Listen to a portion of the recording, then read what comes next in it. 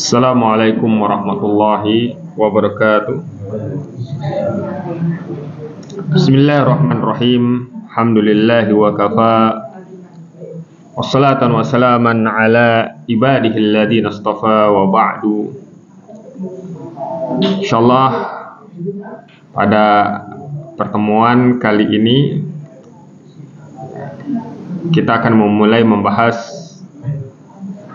kitab dari Syekh Hafidz Hakami, yaitu 200 tanya jawab tentang masalah akidah. Jadi kitab ini berisi tentang pertanyaan plus jawabannya berserta dalilnya.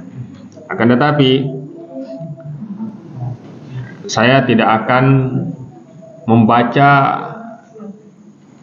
seluruh jawabannya, maksudnya saya tidak akan menerjemahkannya, tapi saya akan mengambil kesimpulannya. Karena bisa jadi ya, inti jawabannya itu sedikit, akan tapi nanti itu menjadi banyak karena beliau membawakan dalil-dalil.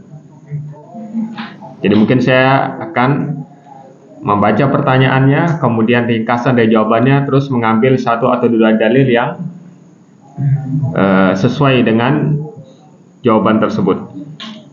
Jadi perkara yang pertama, masalah yang pertama, atau kita katakan pertanyaan yang pertama, apa yang wajib diketahui oleh seorang hamba untuk pertama kalinya? Jadi perkara yang paling utama yang wajib untuk diketahui oleh seorang hamba itu apa? Jawabannya itu adalah dia mengetahui sebab dia diciptakan. Dia mengetahui sebab dia diciptakan. Karena apabila dia mengetahui sebab dia diciptakan, dia itu akan bisa mengetahui tentang kekuasaan Allah Subhanahu wa taala, kemudian hikmah dia diciptakan itu apa, sehingga dia bisa ya menjalankan ya ubudiyah atau peribadatan kepada Allah Subhanahu wa taala dengan baik dan benar. Jadi pertanyaan yang pertama, apa yang pertama kali wajib diketahui oleh seorang hamba? Jawabannya adalah dia mengetahui ya, hikmah kenapa dia diciptakan. Kemudian pertanyaan yang kedua, ya, apa hikmah dia diciptakan? Jawabannya mudah, untuk beribadah kepada Allah Subhanahu wa taala. Dan ini sesuai dengan firman Allah Subhanahu wa taala dalam surat Az-Zariyat ayat 56. Allah Subhanahu wa taala berfirman, "Wa ma khalaqtul jinna wal insa illa liya'budun." Tidaklah aku menciptakan, yaitu Allah Subhanahu wa taala menciptakan jin dan manusia kecuali untuk menyembahku, yaitu untuk menyembah Allah. Pada ayat ini dijelaskan hikmah diciptakan jin dan manusia. Oleh karena itu para ulama mengatakan bahwa illa liya'budun ada lam di sana di kasrah li. Itu dijelaskan oleh sebagian ulama bahwa ini untuk menunjukkan akan hikmah. Tidaklah Allah menciptakan jin dan manusia kecuali agar mereka menyembah Allah Subhanahu wa taala. Nah, dari sini kemudian kita bahas apa sih makna hamba ketika dikatakan illa liya'budun, ibadah. Ini menariknya bahasa Arab. Bahasa Arab itu bisa dipecah-pecah.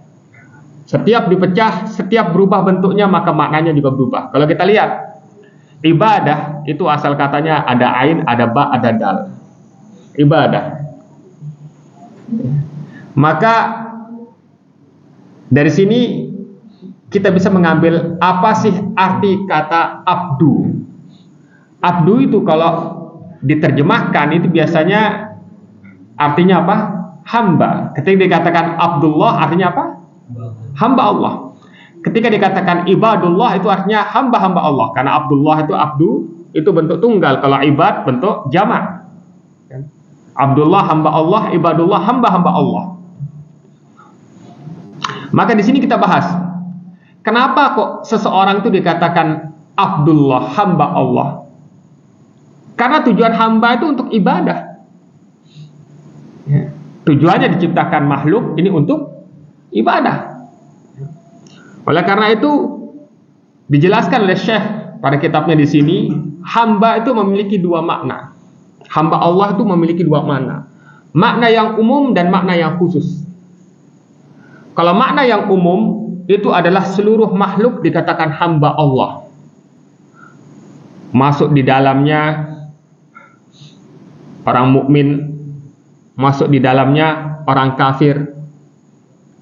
Ini makna hamba Allah secara umum. Baik yang dia ini makhluk yang hidup di mana? Di langit, maupun makhluk yang hidup di bumi. Semuanya dikatakan hamba Allah.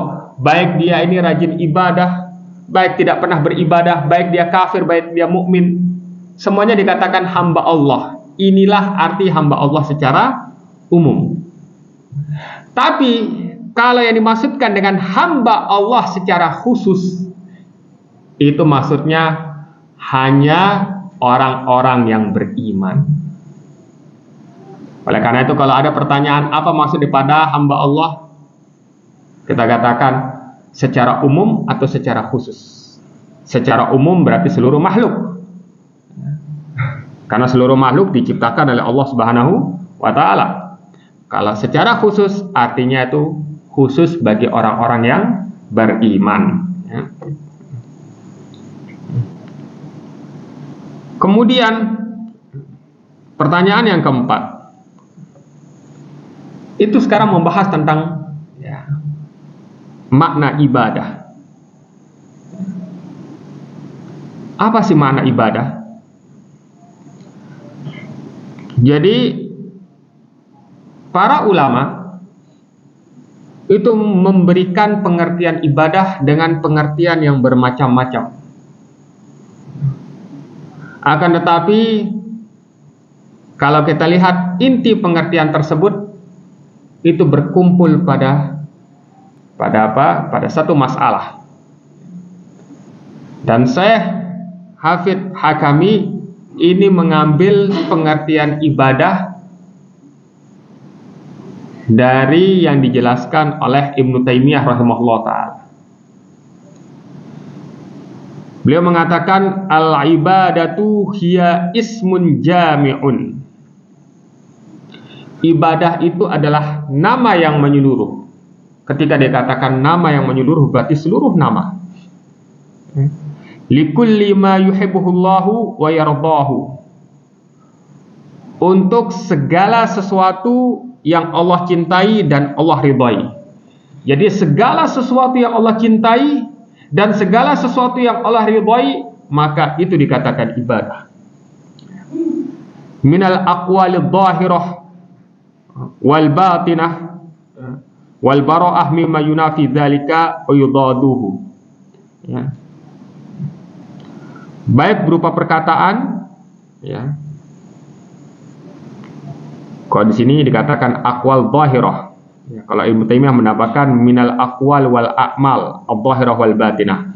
Baik berupa perkataan maupun perbuatan yang tampak maupun tidak tampak. Dan berlepas diri dari segala sesuatu yang bisa menyelisihinya. Jadi saya ulangi, ibadah itu adalah nama yang menyeluruh, yang mencakup segala sesuatu yang dicintai oleh Allah maupun diridhai oleh Allah, baik berupa perkataan, baik berupa perbuatan yang tampak maupun yang tidak tampak. Inilah yang namanya ibadah. Itu dicintai Allah, ibadah. Dan berlepas diri dari segala sesuatu yang bisa menghilangkannya atau menyelisihinya. Maka kalau itu dibenci oleh Allah dan Allah tidak meridhai perkara tersebut, maka itu bukan perkara ibadah. Ngerti? Ya. Jangan difahami ibadah itu hanya sholat, zakat, haji. Tidak. Ibadah itu memiliki makna yang sangat luas sekali. Bahkan segala sesuatu yang bisa menambahkan keimanan seseorang, perhatikan, segala sesuatu yang bisa menambahkan keimanan seseorang itu bisa dikatakan sebagai ibadah. Ketika Rasulullah SAW menjelaskan tentang masalah iman, beliau mengatakan iman itu ada 73 cabang lebih. Dan berat lain dikatakan 63 cabang lebih. Paling tinggi kalimat la ilaha illallah. Paling rendah itu menghilangkan gangguan dari jalan. Rasulullah mengatakan imatatul adha anit thariq. Kemudian Rasulullah mengatakan al-haya syu'bah minal iman. Dan rasa malu itu termasuk daripada cabang keimanan. Dari sini kita bisa mengetahui bahwa perkara yang bisa menambahkan keimanan itu bisa dikatakan sebagai ibadah. Menghilangkan gangguan dari jalan itu juga termasuk ibadah. Paham? Insyaallah. Sekarang saya tanya, sedekah termasuk ibadah tidak? Ibadah.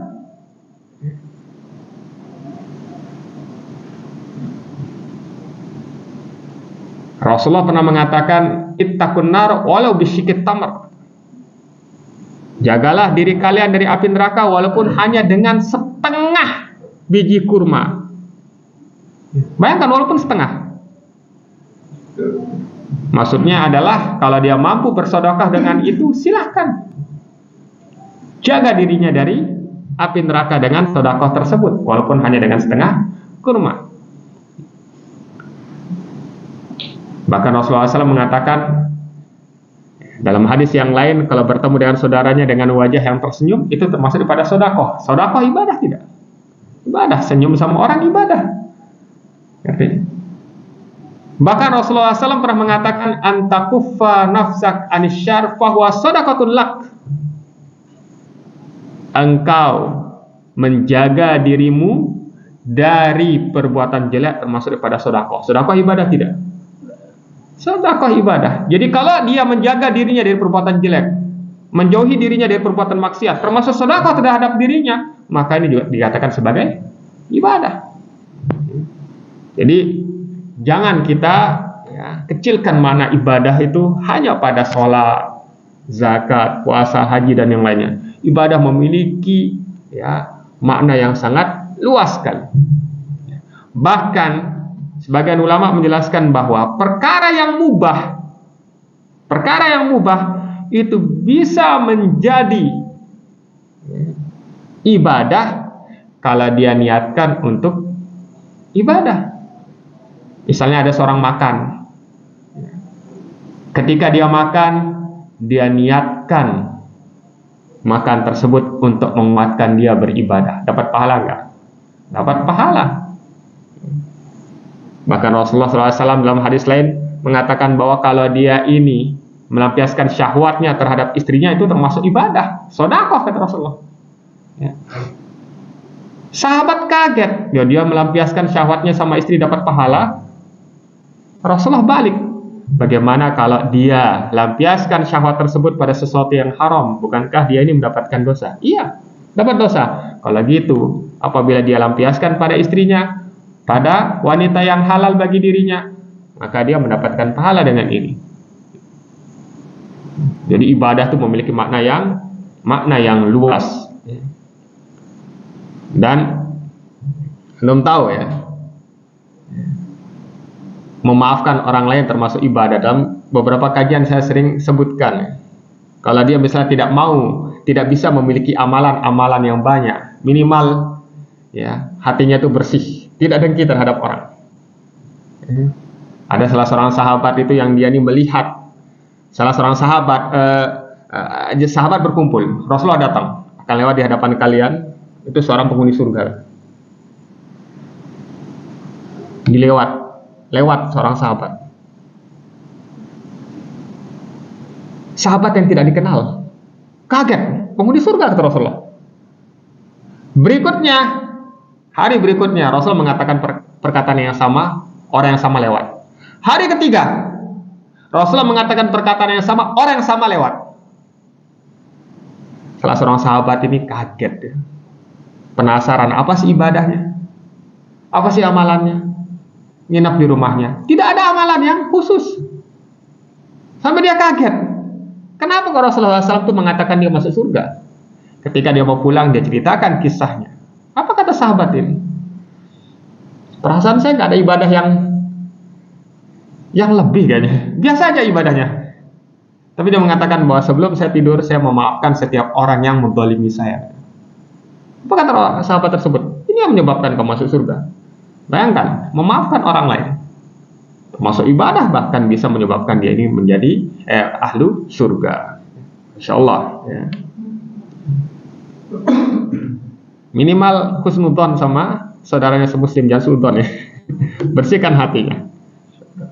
Sulit itu ya, bersihkan hati sulit ya, insyaallah ya. Kemudian pertanyaan yang kelima, kapan amalan tersebut dianggap sebagai sebuah ibadah? Ini penting. Kapan amalan dikatakan sebagai sebuah ibadah? Maka Syekh mengatakan di sini, amalan tersebut dikatakan sebuah ibadah apabila sempurna, apabila terkumpul padanya dua perkara, yaitu kecintaan dan ketundukan. Kecintaan dan ketundukan. Dari mana? Ada dalilnya. Yang pertama itu surat Al-Baqarah ayat 165. Allah Subhanahu wa taala mengatakan, walladzina amanu asyaddu hubban lillah. Dan orang-orang yang beriman sangat cinta kepada Allah. Allah mensifati orang beriman dengan cinta.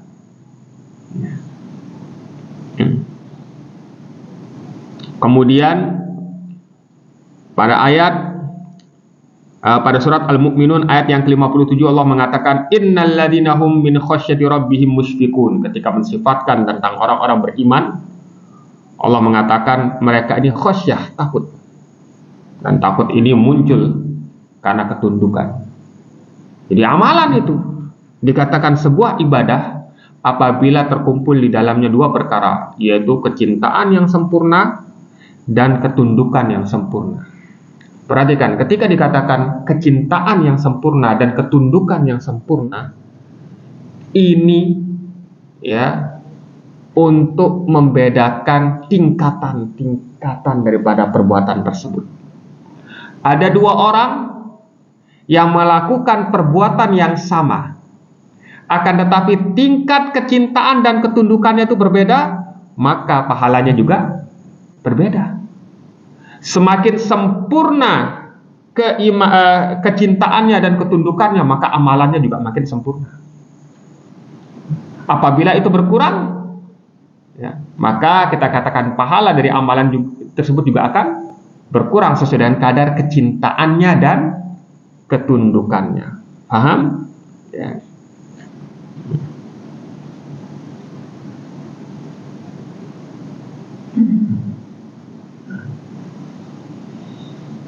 Insyaallah.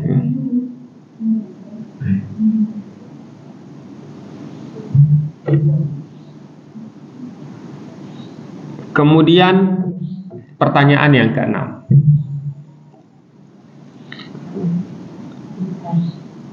Apa ciri seorang hamba itu cinta terhadap Allah? Setiap orang itu ngaku, kamu cinta Allah, cinta dong gitu. Tapi yang namanya kecintaan itu harus memiliki bukti. Maka kita bahas di sini apa bukti kecintaan seorang hamba terhadap Allah Subhanahu wa taala. Maka saya menjawab bahwa bukti atau tanda atau ciri kecintaan hamba terhadap Allah Subhanahu wa taala apa ya ikhwah? Dia mencintai apa yang Allah cintai. Dia membenci apa yang Allah benci. Dia selalu berusaha untuk mengikuti perintah-perintah Allah. Dan dia ini berusaha untuk menjauhi larangan Allah. dan dia ini memiliki loyalitas terhadap wali-wali Allah, dan dia berlepas diri ya, dari musuh-musuh Allah. Ini bukti kecintaan Allah, cinta seorang hamba terhadap Allah Subhanahu wa taala. Saya ulangi. Dia mencintai apa yang Allah cintai. Dia membenci apa yang Allah benci. Dia berusaha untuk mengikuti seluruh perintah Allah dan berusaha untuk menjauhi seluruh larangan Allah. Dia loyal terhadap wali-wali Allah dan dia berlepas diri terhadap musuh-musuh Allah.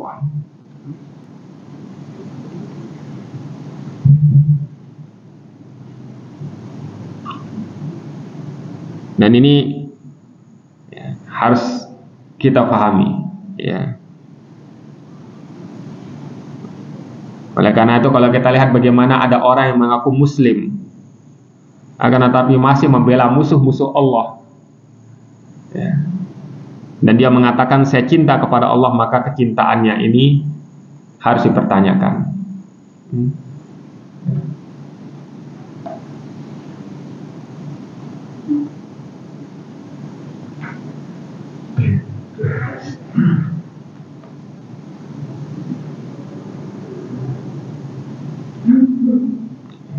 Yang menarik,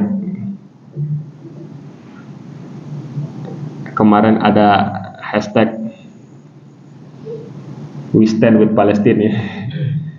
Ada lawannya, hashtag We Stand with Israel. Dan yang menarik itu ada orang-orang yang di Indonesia mengaku muslim itu ikut ya, ikut ya, bela apa? Israel. Aneh sekali seperti itu. Paham? Ya. Dan yang menarik adalah fatwanya Syekh Utsman Al-Khamis ketika ditanya tentang masalah Hamas dan yang lainnya tentang masalah ini. Dia hanya mengatakan bahwa apa? Sekarang itu beliau mengatakan bahwa kita memang ada perbedaan dengan Hamas. Tapi sekarang peperangan itu bukan Hamas dengan Israel, tapi Muslim dengan orang kafir. Jadi, maka jelas kita harus bela orang Muslim di sini siapapun orangnya. Paham? Ya, bagus fatwa beliau. Insyaallah. Ya. Si aneh gitu dulu. Ada kayak gini gitu. Kalau dia mengaku sebagai hamba Allah yang mencintai Allah, maka dia harus berlepas diri dari musuh-musuh Allah. Ya, jelas-jelas ya mereka membunuh kaum muslimin. Ya, jelas-jelas ya, mereka ini yang memusuhi Allah dan Rasulnya serta ya memusuhi kaum muslimin ya. Pertanyaan yang selanjutnya, pertanyaan nomor 7. Kalau pertanyaan sebelumnya kan kita bahas bahwa tanda kecintaan itu mencintai apa yang Allah cintai, membenci apa yang Allah benci ya. Pertanyaan yang nomor 7, bagaimana kita tahu perkara ini dicintai oleh Allah? Bagaimana kita tahu perkara ini dibenci oleh Allah? Bagaimana kita mengetahui bahwa ini adalah sesuatu yang diperintahkan oleh Allah sehingga kita bisa ikuti? Bagaimana kita tahu bahwa ini sesuatu yang dibenci oleh Allah, dilarang oleh Allah sehingga kita jauhi? Cara mengetahui itu semua ya, yaitu Allah Subhanahu wa taala mengutus para rasul untuk menjelaskan itu semua. Allah Subhanahu wa taala menurunkan kitab untuk menjelaskan apa yang Allah cintai dan apa yang Allah benci. Oleh karena itu ya ikhwah, kita beriman dengan hadis Nabi SAW yang mengatakan la tazalu ta'ifatun min ummati dhahirina 'alal haqq. Jadi akan ada senantiasa di kalangan umat Islam ini sekelompok kaum yang dia itu akan menampakkan kebenaran. Dan antum harus yakin seyakin-yakinnya tidak mungkin kaum muslimin ini ya sesat semuanya, enggak mungkin. Kalau ada dari antara kaum muslimin yang menyimpang ya, pasti ada yang akan menjelaskan penyimpangan tersebut. Yakin. Dan ini termasuk penjagaan Allah Subhanahu wa taala terhadap agama Islam. Dan ini yang harus kita fahami. Oleh karena itu, Allah Subhanahu wa taala mengutus nabi dan rasul untuk menjelaskan apa sih yang dicintai oleh Allah, apa yang dibenci. Kemudian menurunkan kitab agar umatnya mengetahui bahwa ini yang diperintahkan Allah, ini yang dilarang. Dan sangat sayang sekali ya ikhwah, pada zaman ini kaum muslimin itu ditimpa musibah. Mereka ini lebih banyak membaca berita, gosip, olahraga daripada baca Al-Quran. Padahal alhamdulillah dengan teknologi zaman sekarang itu sudah ada macam-macam aplikasi Al-Quran, plus dengan terjemahannya, plus dengan tafsirannya yang sudah diterjemahkan.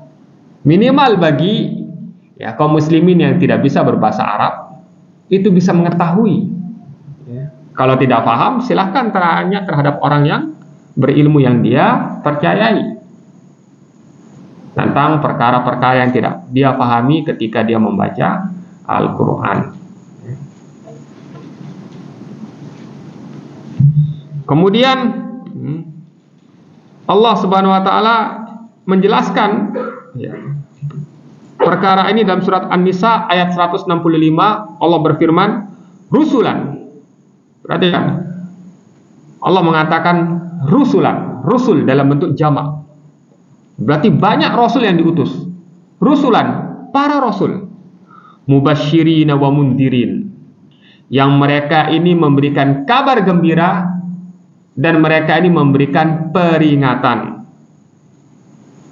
Li'alla yakuna linnasi 'alallahi hujjatun ba'dar rusul, agar manusia itu tidak memiliki, kita katakan hujjah, alasan setelah diutusnya para rasul. Maksudnya adalah kalau nanti di akhirat ditanya, kenapa kamu melakukan ini, kenapa kamu melakukan ini, seseorang akan mengatakan, ya Allah, kamu belum mengutus rasul, jadi kita nggak tahu. Kan ada alasan. Tapi setelah rasul diutus, tidak ada alasan, karena rasul itu menjelaskan apa yang Allah cintai dan apa yang Allah benci. Karena ketika dikatakan mubasyirin sebagai pemberi kabar gembira, itu bagi orang-orang yang mengikuti perintah Allah. Wa mundirin sebagai pemberi peringatan bagi orang-orang yang dia itu menyelisih perintah Allah. Agar tidak ada hujjah, alasan di hadapan Allah Subhanahu wa taala di atas setelah diutusnya para rasul. Seperti itu. Kemudian Allah Subhanahu wa taala berfirman dalam surat Ali Imran ayat yang kedua, qul in kuntum tuhibbunallah fattabi'uni. Katakanlah kalau kalian cinta terhadap Allah, kalau kalian cinta kepada Allah. Jadi qul, ini perintah kepada Nabi Muhammad. Katakanlah kepada mereka, wahai Nabi Muhammad, in kuntum tuhibbunallah, kalau kalian benar-benar cinta kepada Allah, fattabi'uni, ikuti saya, itu ikuti Nabi. Yuhibbukumullah, maka balasan kalian mengikuti Nabi itu Allah akan mencintai kalian. Wa yaghfir lakum dzunubakum, dan Allah Subhanahu wa taala akan mengampuni dosa-dosa kalian. Wallahu ghafurur rahim, Allah Maha Pengampun dan Allah Maha Penyayang. Allah menyebutkan dua sifat di sini, Ghafurur Rahim, pengampun, Maha Pengampun dan Maha Penyayang. Padahal sebelumnya Allah mengatakan yaghfir lakum dzunubakum, Allah mengampuni dosa-dosa kalian. Untuk menunjukkan bahwa termasuk rahmat Allah Subhanahu wa taala kepada makhluknya, itu diutus para rasul. Agar mereka tahu apa yang mereka harus lakukan di muka bumi ini. Jadi ketika Allah Subhanahu wa taala menciptakan manusia, nggak dilepas begitu saja. Ketika Allah Subhanahu wa taala menciptakan manusia, diutus Rasul untuk menjelaskan apa yang harus mereka lakukan di dunia ini, agar mereka bisa mendapatkan keridhaan Allah Subhanahu wa taala. Ini sudah pertanyaan yang ketujuh, ya. Pertanyaan yang kedelapan, ketika kita membahas tentang masalah hamba Allah, ibadah, ya. Kemudian bagaimana ciri seseorang itu cinta kepada Allah Subhanahu wa taala, maka dibahas tentang masalah syarat ibadah. Karena ibadah, perhatikan, ibadah itu kan segala sesuatu yang dicintai oleh Allah, baik berupa perkataan dan perbuatan. Maka ibadah tersebut, agar dia ini bisa diterima oleh Allah, itu memiliki syarat, ya, memiliki syarat, ya. Syarat yang pertama, ya, itu adalah sidqul azimah. Tulis saja sidqul azimah gitu. Nanti apa sih artinya sidqul azimah, nanti dijelaskan. Sidqul azimah, ya, sidqul azimah. Syarat yang kedua, ikhlas niat, mengikhlaskan niat. Nanti akan kita bahas. Syarat yang ketiga, ya,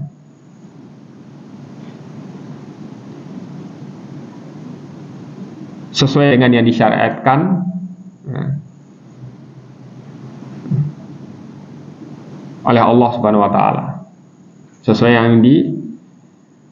dengan yang disyariatkan oleh Allah Subhanahu wa taala. Ikhlas dan sesuai dengan yang disyariatkan oleh Allah Subhanahu wa taala. Yang pertama sidqul azimah, yang kedua ikhlas, yang ketiga sesuai yang disyariatkan oleh Allah Subhanahu wa taala. Kita bahas sekarang syarat yang pertama. Ini pertanyaan yang ke-9. Apa sih maksud daripada sidqul azimah? Yang dimaksud dengan sidqul azimah, ya, itu adalah tidak bermalas-malasan, dan dia ini mencurahkan seluruh kemampuannya. Tidak bermalas-malasan, mencurahkan seluruh kemampuannya, ya, dan ya, perkataannya itu sesuai dengan perbuatannya, atau kita katakan perbuatannya itu membenarkan perkataannya. Jadi bukan hanya omong doang. Ini yang dikatakan dengan sidqul azimah, ya. Saya ulangi, sidqul azimah itu adalah dia ini meninggalkan malas, ya. Kemudian meninggalkan yang namanya berandai-andai, oh nanti saja, ya. Kemudian dia ini menumpahkan seluruh kemampuannya, mencurahkan kemampuannya agar perkataannya itu sesuai dengan perbuatan. Jadi dia mencurahkan seluruh perbuatannya, mencurahkan kemampuannya agar perkataannya itu sesuai dengan perbuatan. Ini namanya sidqul azimah, ya.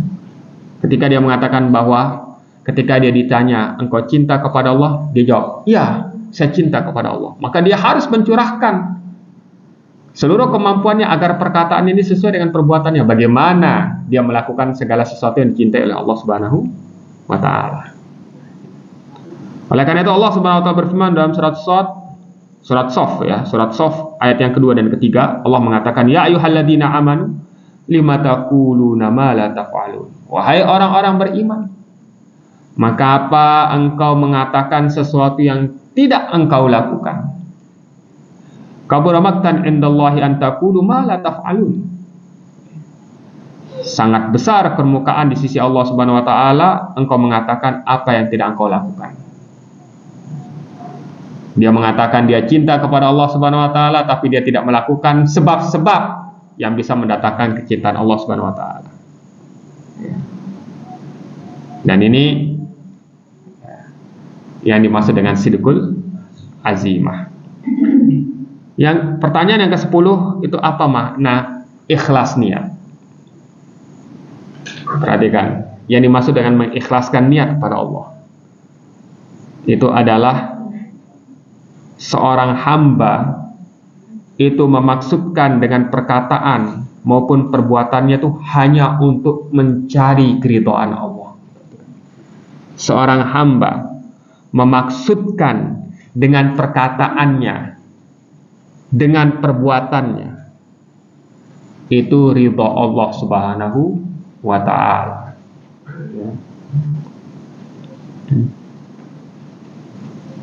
Oleh karena itu ya ikhwah,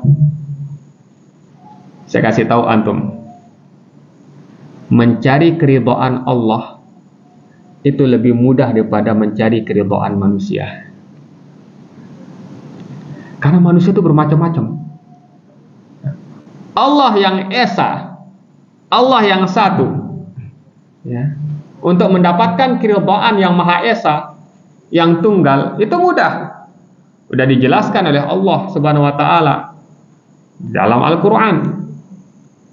Begitu juga dengan mengutus para rasul untuk menjelaskan apa isi Al-Quran. Dengan mempelajari ilmu agama, dia bisa mengetahui bagaimana cara mendapatkan keridhaan Allah Subhanahu wa ta'ala. Tapi kalau mendapatkan ridhonya manusia itu susah. Karena manusia itu banyak. Kita mencari ridho A, si B nggak setuju. Mencari ridho si B, si C nggak setuju. Karena itu ada perkataan yang menarik dari Imam Syafi'i rahimahullah ta'ala. Beliau mengatakan, ridhon nas ghayatun la tudrak. Keridhaan manusia itu adalah cita-cita atau tujuan yang tidak akan bisa tercapai. Karena tidak akan bisa seseorang itu membuat semua manusia ridho terhadap dirinya. Ya. Pasti ada satu aja yang benci. Ngerti antum? Sekelas Rasulullah ada yang benci, apalagi sekelas antum. Ya kan? Tapi yang paling penting itu bagaimana kita mencari keridhaan Allah Subhanahu wa ta'ala. Jadi saya ulangi, mengikhlaskan niat itu artinya apa? Maksud seorang hamba dengan perkataan dan perbuatannya itu mencari keridhaan Allah Subhanahu wa ta'ala. Dan yang antum harus ketahui bahwa apabila seseorang ini ketika berkata atau berbuat sesuatu dengan tujuan untuk mencari keridhaan Allah, maka Allah akan membuat manusia ridha terhadap dirinya. Ini harus kita pahami.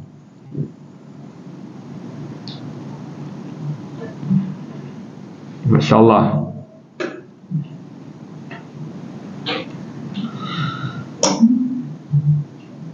Ketika Allah Subhanahu wa ta'ala menjelaskan sifat orang beriman, ya,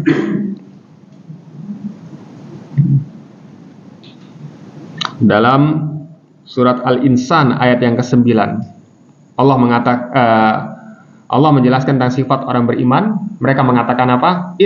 Orang beriman mengatakan seperti ini. Innama nut'imukum liwajhillah. Sesungguhnya kami memberikan kalian makan itu untuk mencari wajah Allah. Ya. La nuridu minkum jazaan wala syukur. Kami tidak menginginkan balasan dari kalian, begitu juga rasa syukur. Hanya mencari wajah Allah Subhanahu wa ta'ala. Ini Allah Subhanahu wa ta'ala menjelaskan tentang sifat orang mukmin. Orang-orang yang cinta kepada Allah Subhanahu wa ta'ala. Oleh karena itu, dalam surat Asy-Syura juga ayat yang ke-20 Allah mengatakan, man kana yuridu harthal akhirah nazid lahu fi harthi. Ya, siapapun yang menginginkan yang namanya itu pertanian akhirat kata kita, maka Allah akan tambahkan.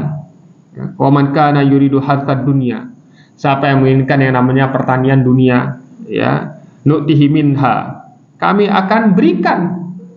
Tapi Allah mengatakan, wa ma lahu fil akhirati min nasib. Tapi di akhirat dia tidak akan mendapatkan bagian sedikit pun. Ngerti ya, ikhwah? Insyaallah. Ya. Islam tidak melarang kalian itu untuk kaya. Enggak. Bagus loh ya kalau orang kaya, orang Islam yang kaya itu banyak, bagus ya. Bisa ya berinfak, ya, berjihad dengan hartanya. Allah Subhanahu wa taala memerintahkan kaum muslim itu berjihad dengan hartanya, jiwa raganya, seluruh kemampuannya. Paham? Allah tidak, perhatikan, Allah tidak melarang seseorang itu untuk menjadi kaya, tidak. Akan tetapi Allah memerintahkan hambanya itu untuk mensyukuri nikmat yang Allah berikan kepada dirinya, baik dia kaya maupun miskin. Tidak dilarang dia kaya, silakan cari kekayaan, ya. Tapi gunakan kekayaan tersebut untuk mendapatkan ridha Allah Subhanahu wa taala. Bahkan dalam sebuah hadis ya ikhwan, rasa iri itu terlarang kecuali pada dua perkara. Yang pertama, orang kaya yang dia gunakan harta kekayaannya itu untuk Allah Subhanahu wa taala, di jalan Allah Subhanahu wa taala. Yang kedua, memiliki ilmu yang dia gunakan ilmu itu untuk jalan Allah Subhanahu wa taala. Selain daripada dua ini kita nggak boleh iri. Ya. Mengerti? Seperti itu, ya. Dan jangan disalahpahami. Kita ini harus zuhud, benar. Tapi orang-orang salah paham, menganggap zuhud itu harus miskin. Enggak. Zuhud itu enggak harus miskin. Yang namanya zuhud, sebagaimana penjelasan Ibnu Qayyim rahimahullah taala, hatinya itu tidak terikat dengan dunia walaupun dia kaya. Ya, yang namanya zuhud itu hatinya tidak terikat dengan dunia walaupun dia kaya, seperti itu. Jadi sebanyak apapun kekayaannya, dia tidak terikat dengan kekayaannya itu. Habis ya udah. Dia gunakan semuanya itu untuk di jalan Allah Subhanahu wa taala. Itu namanya zuhud. Ya. Abdullah bin Mubarak ya, dia itu dikatakan sebagai pemimpinnya, imamnya orang-orang zuhud. Dan antum tahu bagaimana kayanya Abdul bin Mubarak ya. Nabi Sulaiman lah diberikan kekayaan yang luar biasa. Dan Nabi dan Rasul itu jelas adalah orang yang paling zuhud. Ngerti nggak? Ini harus kita pahami ya. Jadi jangan dipahami zuhud itu harus miskin, enggak. Ya. Zuhud itu hatinya tidak terikat dengan dunia, dengan dunia, walaupun dia ini adalah orang yang paling kaya. Ngerti? Ada orang miskin, hatinya terikat dengan dunia. Dia tidak zuhud, walaupun dia miskin. Dia dikatakan bukan orang yang zuhud walaupun dia miskin, selama hatinya masih terikat dengan dunia. Ngerti ya? Itu, Masya Allah. Saya dulu pernah cerita, saya Ibnu Jibrin, termasuk zuhudnya saya Ibnu Jibrin. Itu bila dibangunkan rumah. Lalu kalau kita dibangunkan rumah, tiap hari kita ngelihat sudah jadi sampai mana gitu. Nah, dari rumah beliau yang lama itu ke tempat beliau biasa ngajar. Jadi dari rumah beliau yang lama ke tempat beliau biasa ngajar itu biasanya ngelewati rumah baru. Itu dibangunin nih. Ya, dia kalau nggak salah yang bangunin itu pemerintah atau siapa nggak tahu, dibangun kan luar biasa, saya kibar pada zamannya. Ya. Setiap lewat rumah baru tersebut, beliau nggak pernah ngeliat, noleh pun nggak. Murojaah, ngerti? Noleh pun nggak. Ya. Dikasih tahu udah jadi, ya selesai.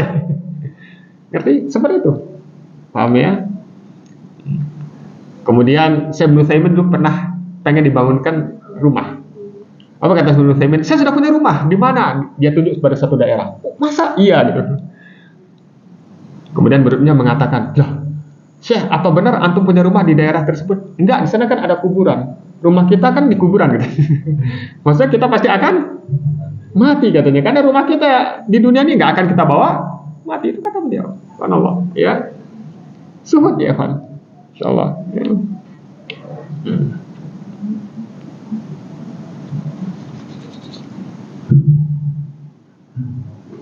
Jangan sampai hati itu terikat dengan dunia. Ini saya ingatkan ya, Pak. Jangan sampai hati itu terikat dengan dunia ya. Saya ingat petuahnya Kiai Haji Zainuddin MZ. Kiai Haji Zainuddin MZ ya, ikhwah, itu petuahnya bagus. Katanya, kalau dalam masalah dunia, ambillah filosofi tukang parkir katanya. Ya, tukang parkir tuh jagain mobil orang, kendaraan orang gitu. Ya, tapi kalau kendaraannya pergi, dia tidak pernah merasa sedih katanya. Karena tahu itu bukan miliknya dia. Dia katanya kayak Haji Zainuddin MZ katanya. Filosofi itu, jadi kalau hidup di dunia itu pakai filosofi tukang parkir katanya. Jadi dia cuma nungguin, ya. Jadi bayangkan, ya, dia nungguin mobil yang banyak, kendaraan yang banyak gitu. Jadi kalau motor, mobil itu pergi, dia tidak pernah merasa sedih karena tahu itu bukan miliknya dia. Ya. Kalau seseorang itu hidup di dunia ini, ya, tahu bahwa itu bukan miliknya dia tidak akan sedih. Ngerti? Ya, ketika itu luput dari dirinya. Paham ya, ikhwah ya? Insyaallah. Bisa ada doa? Hah? Tanya jawab ya. Kita tutup dengan doa akhir majlis. Subhanakallahumma wa bihamdika asyhadu an la ilaha illa anta astaghfiruka wa atubu ilaik.